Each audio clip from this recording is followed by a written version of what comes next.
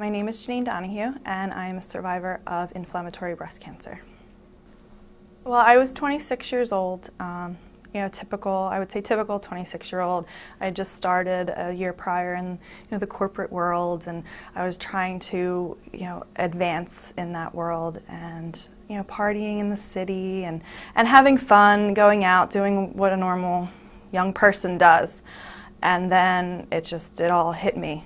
I started having symptoms December of 2006. I had some sharp shooting pains in my left breast that would come and go.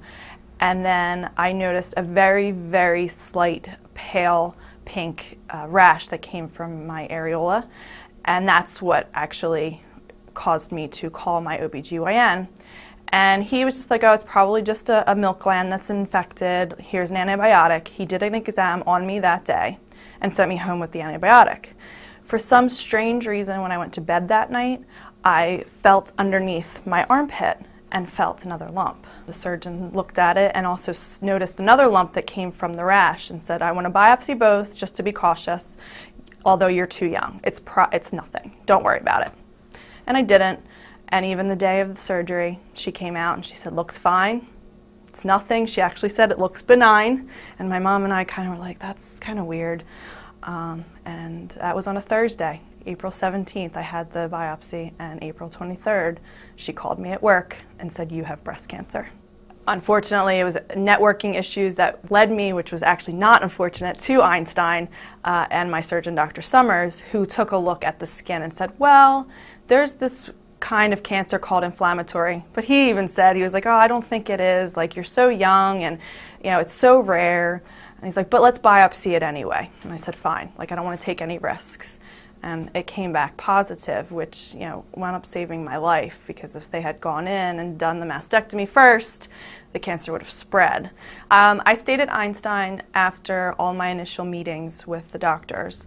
I didn't feel the need to get a second opinion. I had heard other people say you should get a second opinion, but I felt so comfortable with everyone.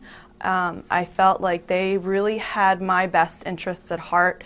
And I'm not an easy person to gain trust from, and they did so. And they also did so of my parents, who were with me the entire time. Having a 26-year-old daughter, you can assume that your parents are going to want to be a part of it, and they were. And they were my second set of ears, and they agreed with me on every step of the way that Einstein was the place for me. I felt like a number-one priority. Even though they had so many other patients, I kind of felt like their baby sometimes. Like, they just took care of me, and everyone knew who I was when I walked in. They always greeted me by my name, even if I didn't know theirs. I'll never forget my first chemo treatment, and it was Denise, the head nurse over at Center 1. And she was just made me so relaxed. My biggest challenge, which may sound superficial, was my hair loss. My hair was about the same length it is now when I was diagnosed, and I was basically didn't want to deal with it. It was like, I'm not going to lose it, it's not going to happen.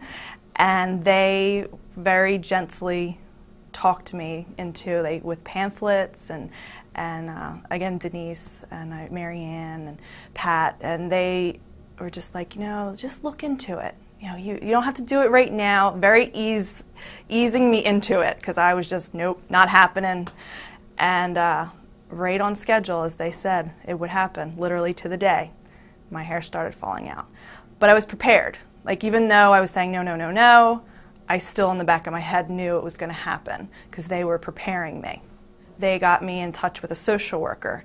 They got me in touch with other organizations so that I could reach out and talk to people and find the things I needed, the wigs, the scarves, and so on.